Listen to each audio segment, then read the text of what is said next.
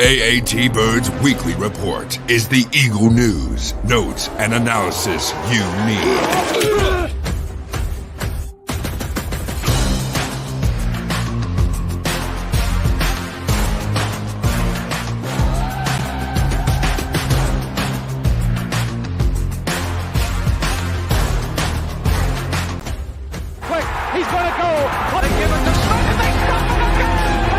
Go back.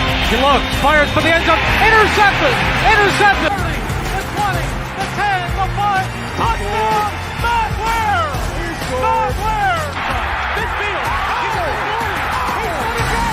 Deshaun Jackson. He steps up his head and falls forward. And he fumbles the football, and the Eagles have it. It's one. And the Eagles win. It's all birds. All the time.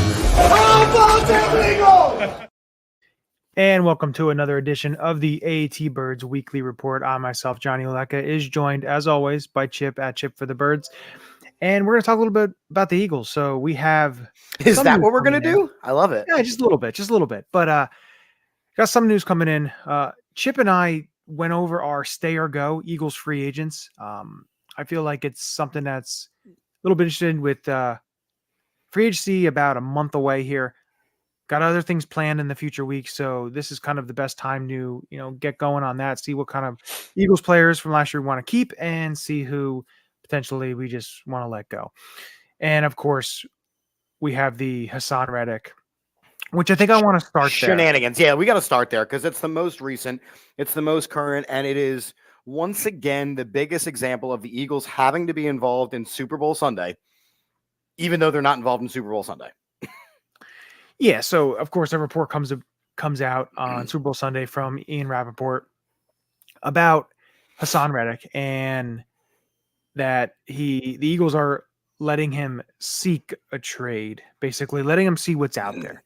Jordan Schultz then reported 2 days later about it, and of course Hasaan did also comment on that as well, that he did not request a trade. The Eagles, of course, Jordan Schultz mentioned that the Eagles did, let his representatives go out there and are telling him, hey, go and see what you are worth. Because I guess right now they're at an impasse in contract negotiations. Hasaan Reddick has no more guaranteed money left on his deal, and he has 1 year left. So let's see what he wants to be paid like a top pass rusher. He was, let's say he did outperform his contract. That is sure. That is true.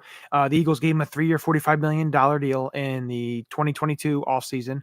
So it was a very, very friendly deal in terms of him betting on himself. And right now he wants to get paid like the top pass rushers in the NFL. So the Eagles, of course, have a decision to make what they want to do. Of course, they can do nothing and let him just play on his last year, or they can extend him, or they can trade him. So there's a couple options here. How about we start with like this? What do you want to do? What do you think the Eagles should do with Hasaan Reddick? So a couple things here. Number one, you, in my opinion, cannot get rid of your best defensive player. And Hasaan Reddick for the last 2 years has been our best defensive player. Now, you can say all the kinds of things of maybe this year there were portions of the year that were down year, but he still finished with double-digit sacks, and we saw that the coordinator was fired because clearly something wasn't clicking in the locker room. We've heard all the other stuff. Even with all that, Hasaan Reddick is a top-tier defensive talent. I think you have to figure out a way to keep your star players. And when you look at the Eagles overall, and Johnny and I, we're going to get into this about who we think we should keep and who should go. I think you look at this team, and there's definitely weaknesses. We know that, but Hasaan Reddick isn't one of them. And if you're going to lose Brandon Graham this year or next year, if you have, guys like Josh Sweat, who at some point are going to get huge deals, I think you got to get Hasaan Reddick to restructure a deal and extend him a little bit. And I have no issue if they're saying, oh, you can explore a trade. They said the same thing to Darius Slay. Darius Slay around this time last year was exploring a trade. Nobody was interested. Nobody wants a 29, 30-year-old pass rusher. Now, Hasaan Reddick will get big money if he hits the free agent market, but he's not. It would be a trade. And right now, people aren't interested in trading for that.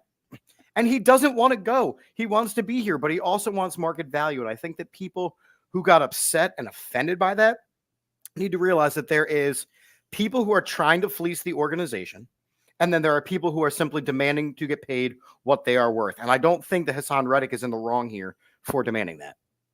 No, listen, he outplayed his contract, and we've mentioned that. The thing about it is the Eagles have decisions to make. There are players who are in line for extensions. Devontae Smith, Landon Dickerson, Josh Sweat. There's some guys that are on last year's year. So listen, there's decisions to be made. And it comes down to this. You drafted Nolan Smith in the first round last year, hoping he takes that next step. They did just sign Julian Okwara from the Detroit Lions, who was released, and it was signed to a one-year deal. He's a young 2020 third-round pick from Notre Dame. They gave him a decent chunk of money for that one-year deal. Now, it's up to $2.6 million. I want to see how much is guaranteed, because last year they did a lot of that, and it was like $1.07 million. It was barely anything. So again, we'll see what that is, but that's another edge rusher, another pass rusher. And to me, I was kind of going back and forth thinking about, when you look at Hasaan Reddick, hey, maybe you get a trade, maybe you get a second round pick, maybe you get a second and a fifth for him, maybe you'll be able to. And then I thought about it like this. In my eyes, we've wanted these top tier pass rushers so long. Yes. To be able to have one. And yes, I understand he's 29 years old. He's going to be going to 30. You don't want to have to pay. Well, this is really his last big contract. Tons of money into their 30s and everything. You want to try to get a little bit younger. And, Josh Sweat is a little bit younger. But the way I look at it like this is, Hasaan Reddick is a premium pass rusher. Will get you double-digit sacks. He, in my opinion, is of that layer for the Eagles of the TJ Watts and the Myles Garretts when it comes to importance to the team. Yeah. So I'm willing to give him that contract. And of course, if the Eagles do extend him, they do get some, cap relief in terms of this year and the way you structure it. And there's all different things when we get into that, which, we talk about later on when we get into free agency and all that good stuff. But I think Hasaan Reddick needs to be on this team in 2024. I don't think there is an avenue where you need to trade him, because in my eyes, this defense struggled so badly last year. And then you're going to take one of your top tier players from that defense and expect to add some draft picks. And hopefully you're able to get some young players and to me, it makes no sense. The player that makes sense to deal would be Josh Sweat if you don't want to pay him the contract. Now, these both guys are under contract. So, in the eyes of it, Josh Sweat's not going to be saying, hey, I want a contract extension, because he struggled last year, especially late down in the season. He didn't do much of anything. He was in terms of, production, sack production, what you're doing. So he's not going to be out there clamoring for a contract. So if you have to trade one of them, I think Josh Sweat is the guy you deal. Do not trade Hasaan Reddick. I think you need to give him an extension. You need to keep a player of his magnitude on this defense, because like you mentioned, and we'll get into it a little bit later about guys like Fletcher Cox and Brandon Graham. And you have some leaders on this defensive side of the ball that may not be here come 2024. You need a veteran. You need some veterans. You need some guys in there that you can count on. And Hasaan Reddick is a guy that you can count on to get double-digit sacks that they weren't able to have in recent years. And I think that the other thing, again, I've said this a million times on this show, and since this is technically the first show of the official NFL offseason, I'll say it again so that everyone knows where my gauge and my meter is. The way I judge an offseason very simply is, from the day the season ends to the day the next season begins, do they get better or worse? In my mind, you can go through all the free agents. You can go through all the draft picks. You are not going to get somebody better than Hasaan Reddick to play off the edge on the Philadelphia Eagles defense. You're just not. So if for some reason Hasaan Reddick is not on this team in 2024, the decision is made. The team got worse, and you begin closing that Super Bowl window just a little bit more. Hasaan Reddick is an elite defensive talent who wants to be here. And I think, you mentioned, Johnny, the fact that we're always clamoring for these defensive players. We're always clamoring for these elite edge rushers. We have one. So why would you get rid of him? Yeah, and I understand if you look at the free agent market and you look at what's going to be out there of a potential being able to, if you're able to trade Hasaan Reddick and get a couple draft picks, and then you go on a lesser market and try to get guys who aren't going to cost you as much and hopefully get some production out of multiple guys. I think that, I don't know, that's a plan that I just don't understand because I listen, I saw a ton of guys comment about that, about getting some lower level, lower tier type of players. There's a couple pass rushers that I'd like to add, especially guys who were with Fangio and all that. I get that, but I don't want to do that after getting rid of your elite pass rusher in Hasaan Reddick. And it's to me, listen, this is the way that I kind of put it is, if he's a free agent, then okay, he's going to see what's out there and he may get a bigger deal out there. I get that. But the thing is, he's not a free agent, and you don't have to rely on hopefully being able to sign one or two guys to be able to fill his role. Because remember, when guys are free agents, they could talk to anybody. They could sign with anybody. He's under contract. So he can go out there and talk to guys. And if they say, okay, you're worth this much, and the Eagles are able to work something out, like you mentioned with Darius Slay was able to seek a trade. He put his name out there and, he didn't, he's back. He was back with the Eagles, and he's going to be here in 2024 as well. But I think you just can't get rid of him and expect to get production out of that position when he's outplayed. He's 16 sacks his first year. I think he had 11 sacks this year. So for me, it's like you look at the early 2000s defense with Jim Johnson and Hugh Douglas. Now, Hugh Douglas, they were able to get him from the Jets in 98. And you look at the production that he put up. And yes, okay, he did leave after the 2002 season for a bigger contract with Jacksonville. And of course, he struggled and came back in 2004. But he was a free agent. But that's like saying in the 2002 season or 2001 season, getting rid of a 29-year-old Hugh Douglas because, he may want a little bit of money and you can get a couple draft picks. So for me, yeah, that makes no sense. You want a guy that can get you double-digit sacks. For me, there's layers to this, right? So first off, bringing up your Jim Johnson defense, right? Why was that defense ultimately successful? Because you had elite talent on all levels.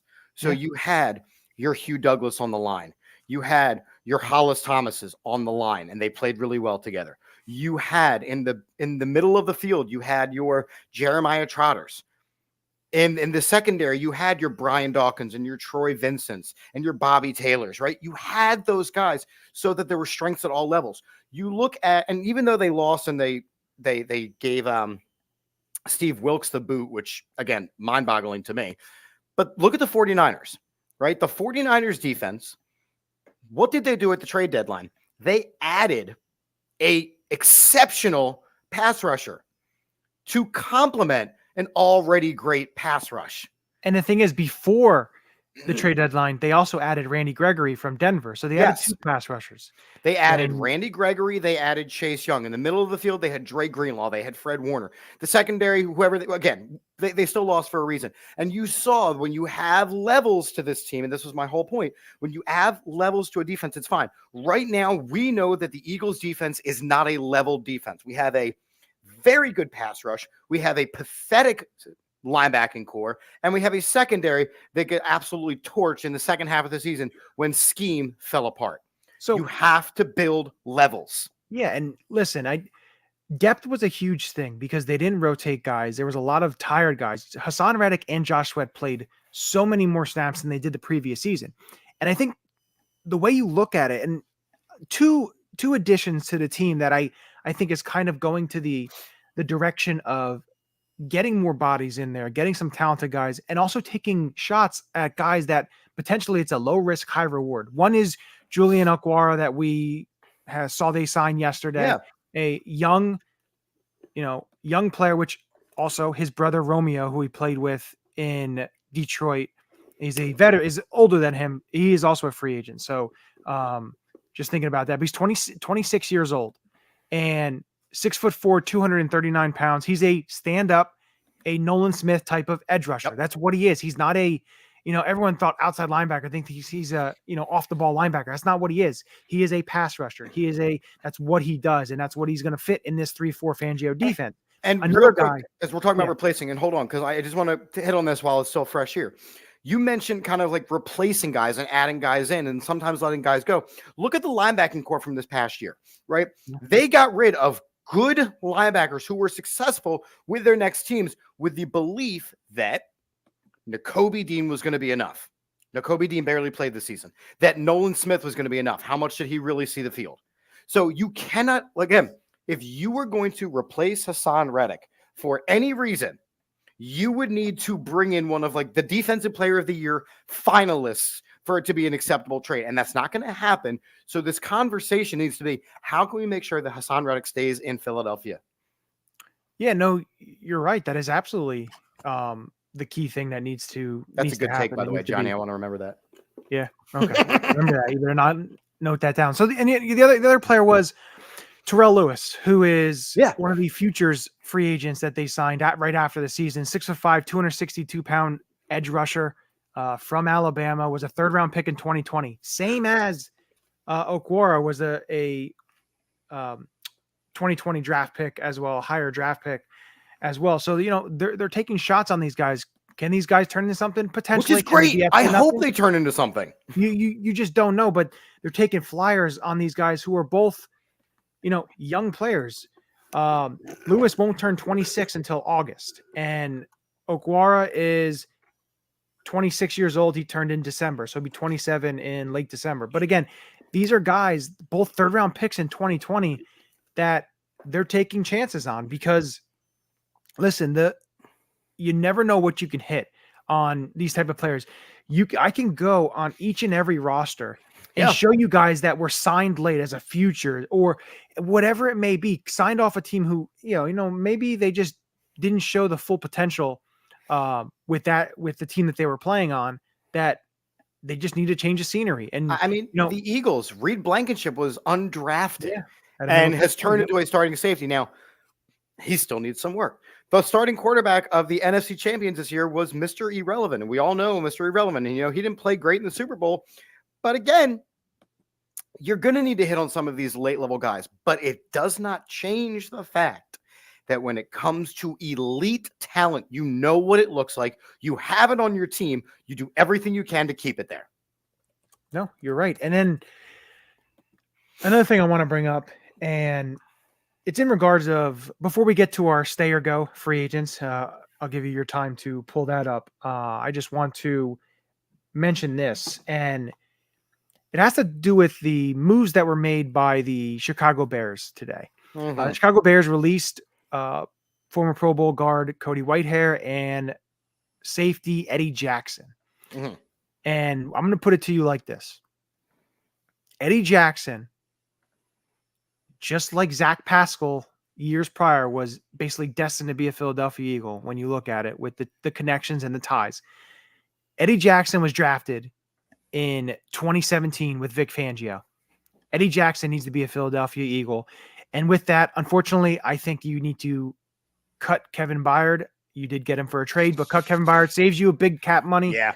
The other thing with Eddie Jackson is Eddie Jackson won't cost you a compensatory pick because he was cut.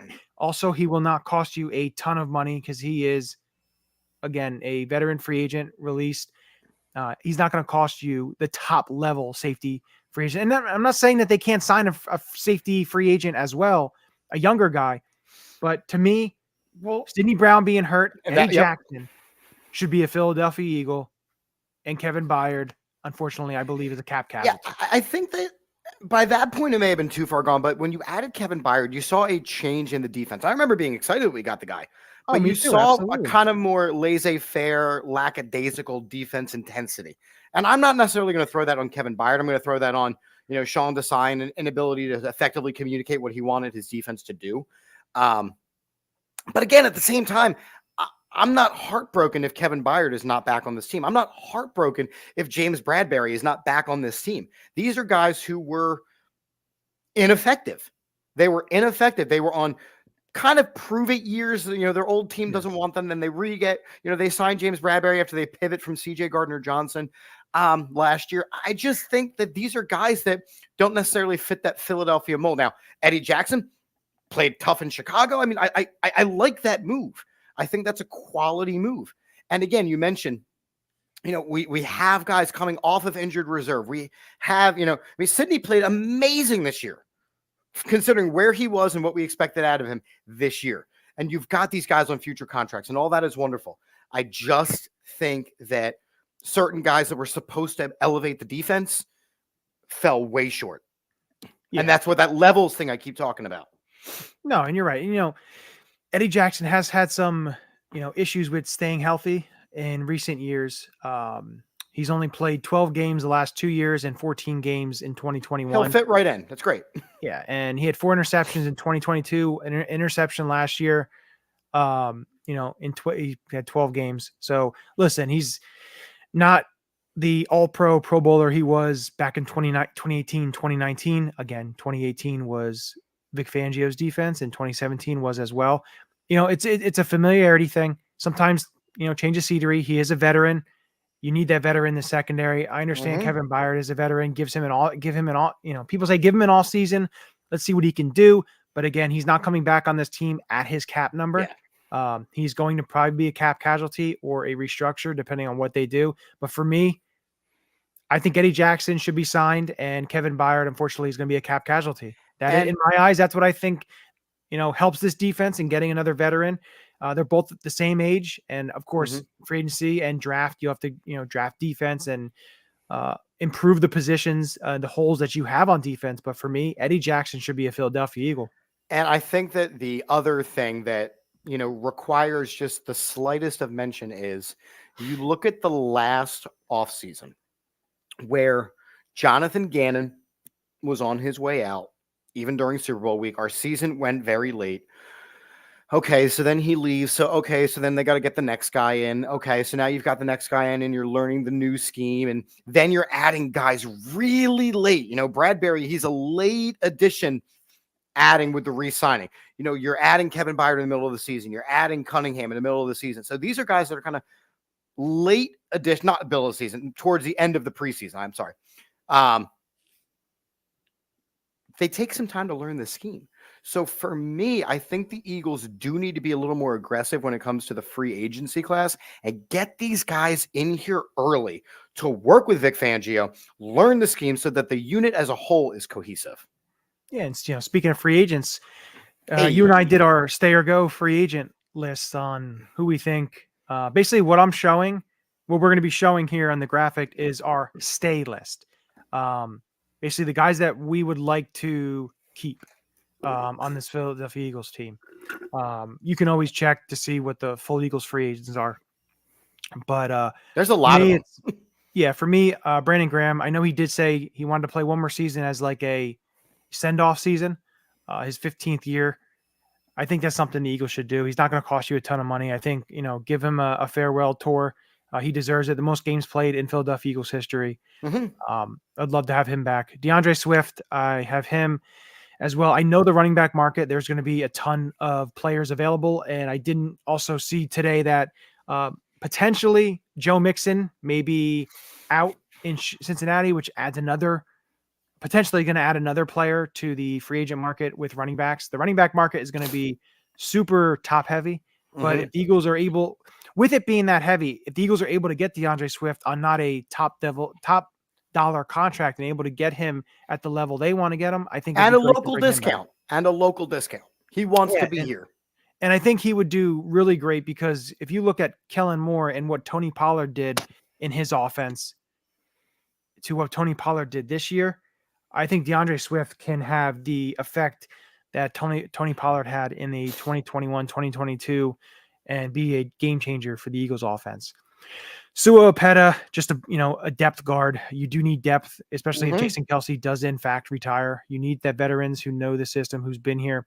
He's not going to cost you a ton of money. So I definitely have him there. Olamide Zaccheaus, backup receiver. Quez Watkins will not be back on the team, in my opinion. Olamide Zaccheaus, I thought, did a pretty good job when he was asked to step in there. And if he's your wide receiver 4, I am totally fine with that. It fits to what they need. I think they need to add a wide receiver 3, whether in the draft or in free agency as a veteran. But Zaccheaus is a veteran, can give you wide receiver 4 reps. He can be wide receiver 3 if you really need to in a pinch. I think he'd be a great addition to come back. The bottom 3, I'll just make that quick before I get to the one right after Zaccheaus there. Rick Lovato, the long snapper, pretty simple. Just, bring back the long snapper, bring the continuity back. Braden Mann did a great job after getting him after he was released from the Pittsburgh Steelers. And Jack Stoll is a restricted free agent. I don't think he's going to cost you much. Just get him back. He's your blocking tight end. He'll be your 3rd tight end, in my opinion, on that. And then I have Zach Cunningham. Now, the way that I see it, Zach Cunningham played well. Unfortunately, had some injuries towards the end of the season. I don't think he was 100% healthy. So that kind of affected what he wanted to do on the field. And did he rush to come back sooner? I don't know. He was out a couple of weeks with the knee thing. I bring him back because he gives you that versatility, a big linebacker in the middle, can play against the run. He had a very good season. He's not going to cost you top dollar, top linebacker money, anything along the lines of that. Plus, he also has familiarity with the new Eagles linebackers coach, Bobby King. So again, there's the connection there. But that is my list. So I really like your list, and I'll show you mine in a second. We definitely have some similarities. Judging kind of just off your list, ones that we definitely have different. I do not bring back, I'll start from the bottom, Jack Stoll. I mean, yes, you said restricted free agent. So unless somebody reaches out and wants a guy who can't actually do tight end related things, he will be back. But for me, the tight end room outside of Dallas Goedert, who played pretty well, I think will actually play exceptional under Kellen Moore's offensive scheme. Jack Stoll just isn't it. And you can get a guy who can block. You can get a guy who can catch, 2-3 passes a year.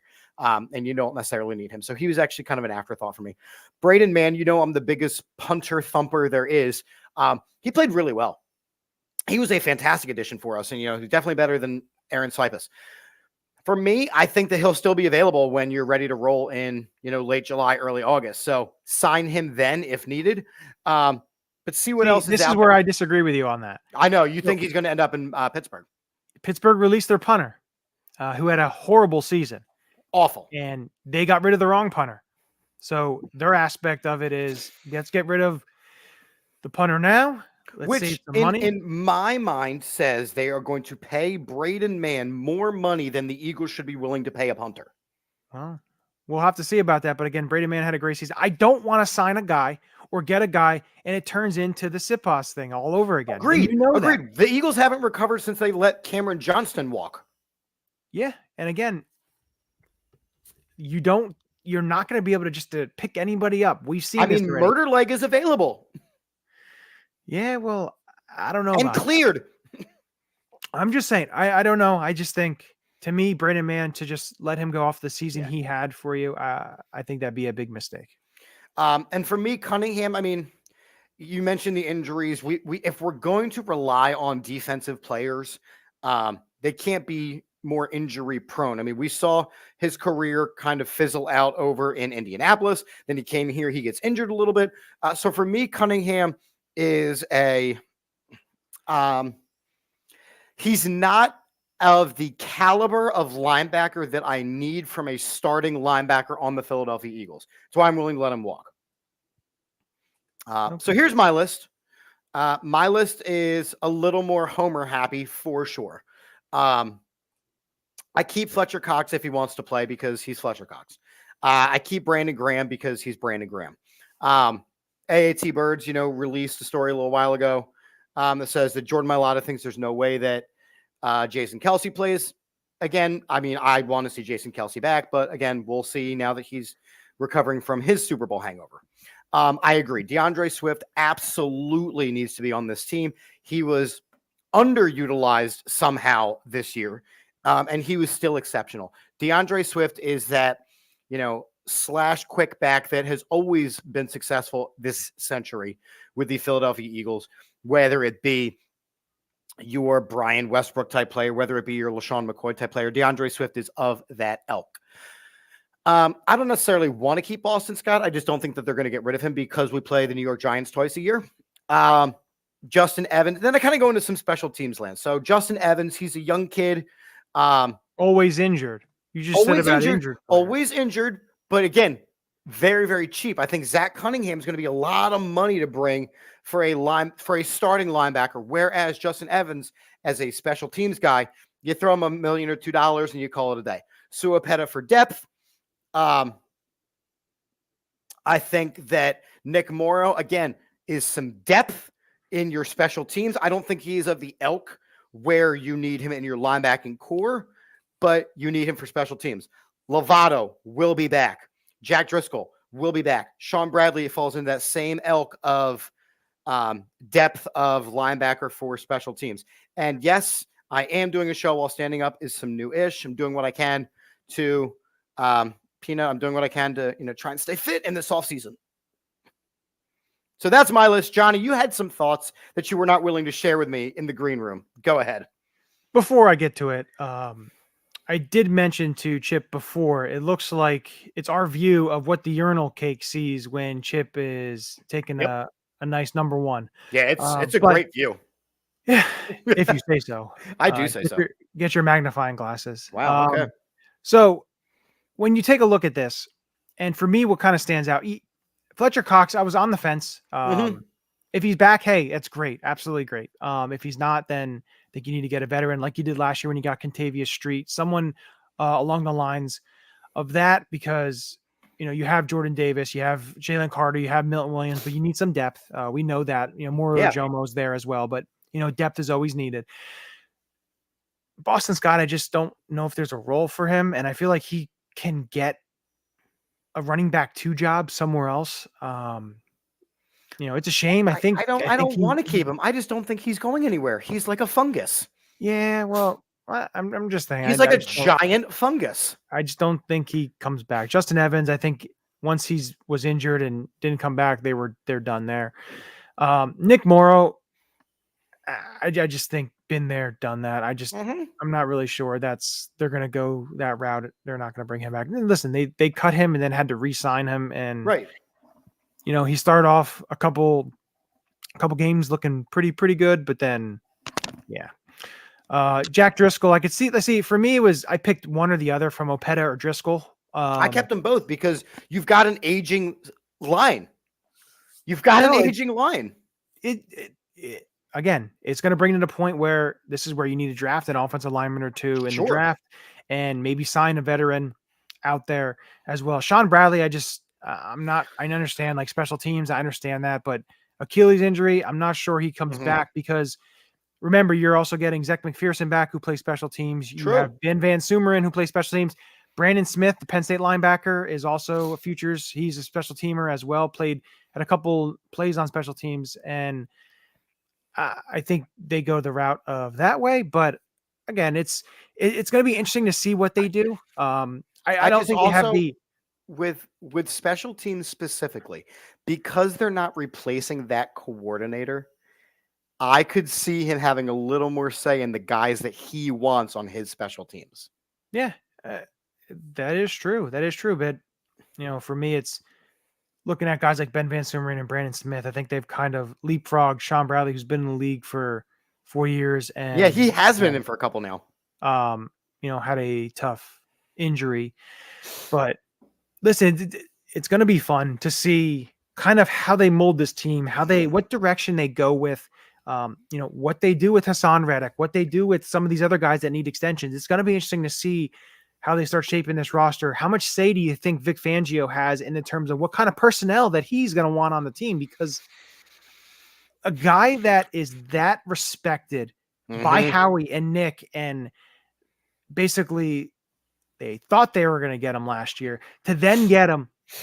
I think Vic Fangio is going to have some say the way this roster on defensively is built. And I think that is huge, because when you have a guy of his caliber telling you who he wants and certain players that he's been there's a number of free agents that he has connections with. And that are going to want to continue to play for him. Yeah. And listen, I'm all for it.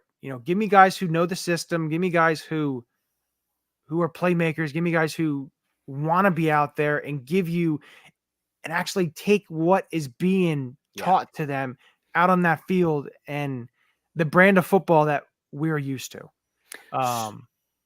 So let me ask you a question here, and Yeah. it's kind of a two-part question. And you weren't with us last week when I had Joe on, and he was looking at the some of the Senior Bowl stuff, and I asked kind of a linebacker related question. So we're talking free agency, we're talking rebuilding this team, we're talking who's going to fit into Fangio's scheme and who's expendable.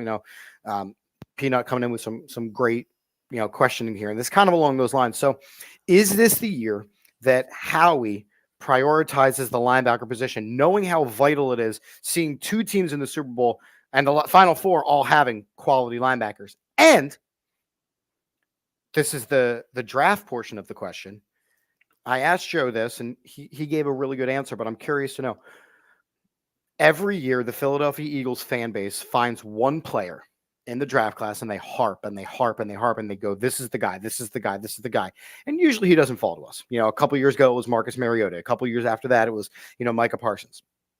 Is this the year that if Jeremiah Trotter Jr. is not a Philadelphia Eagle, the fan base, doesn't matter who we draft, will consider this year's draft class to be a failure? I'm not sure it'll be a failure, all depending on who else is in the class. Last year I liked Joey Porter Jr.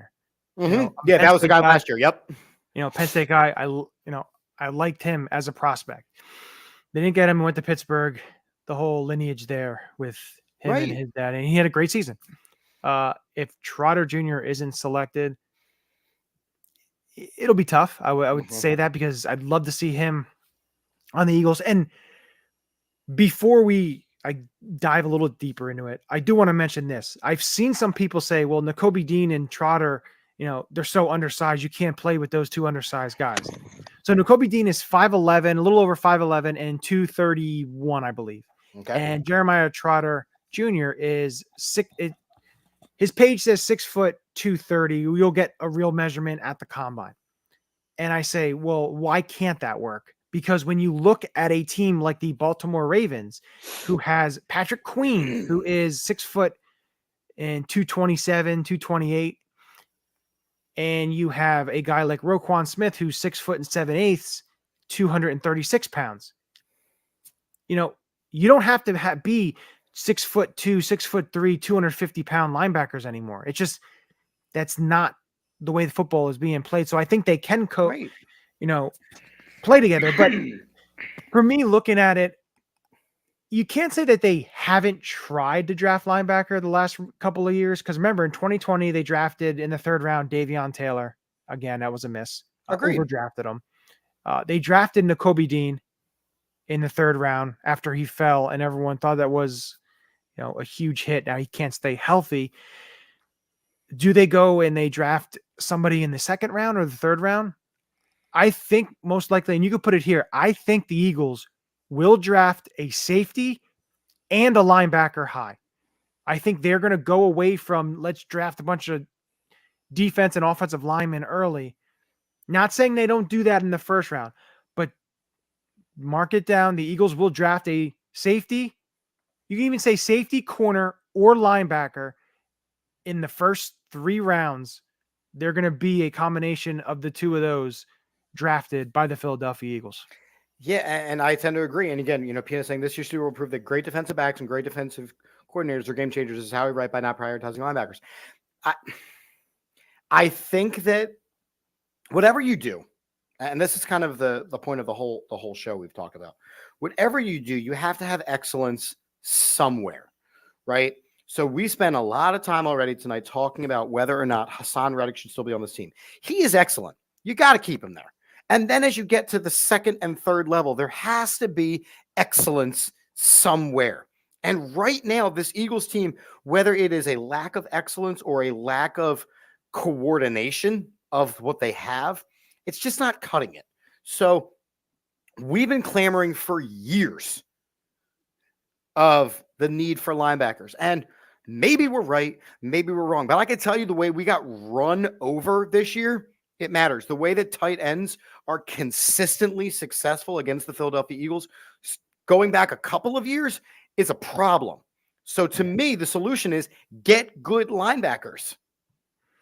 No, they have to. you have to prioritize that position because it is it's a key staple in the Vic It's too Fangio integral. defense. So listen, I think they will prioritize linebacker. I think sometimes Howie overcorrects situations that happened Yeah. years prior. But if the overcorrection is actually drafting safeties and linebackers and corners potentially earlier in the draft, then just going offensive defensive lines and basically playing it safe.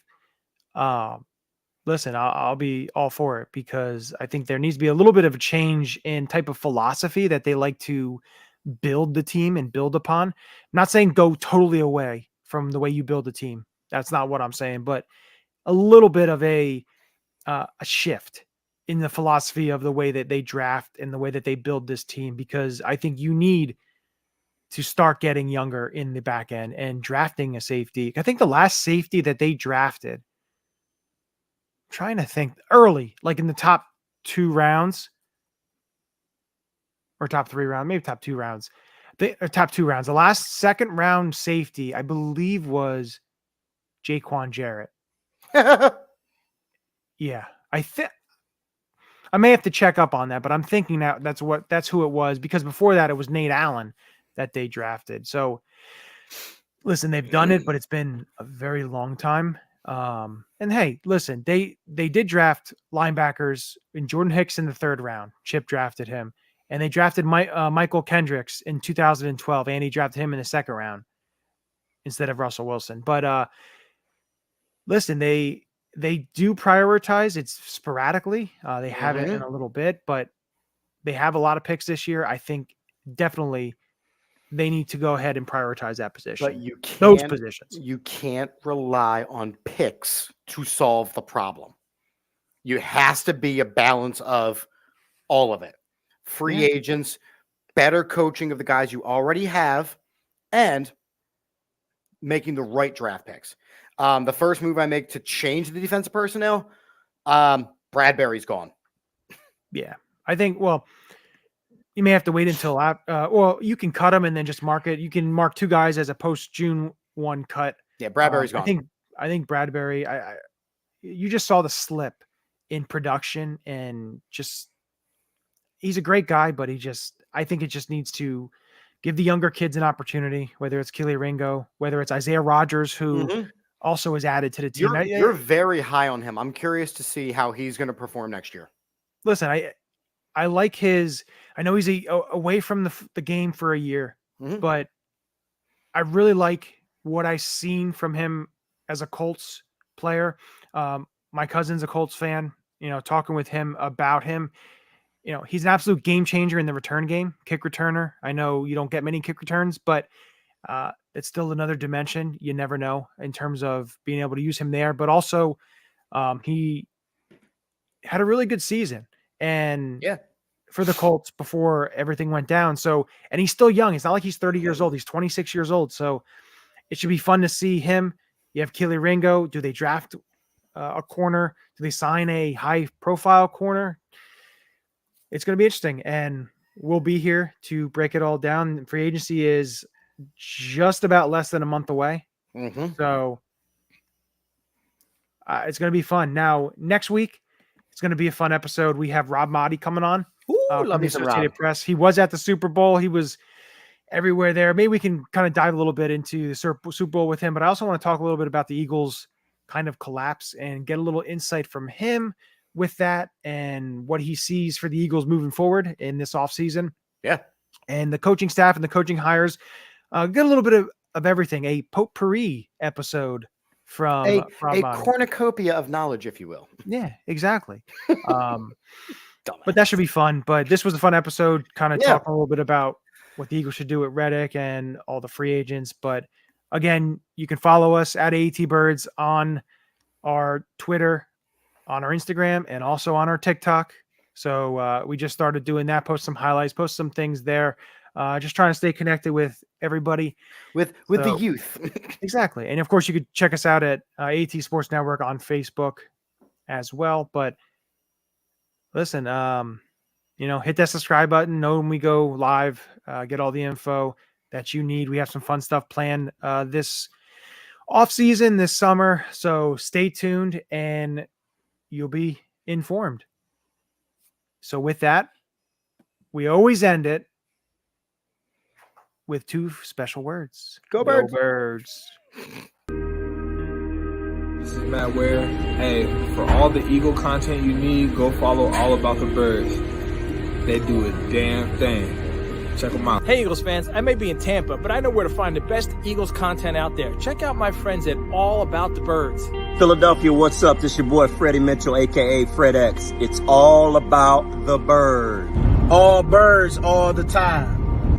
All birds all the time. All About the Birds provides you with weekly analysis, game recaps, informative interviews, and it's all birds all the time.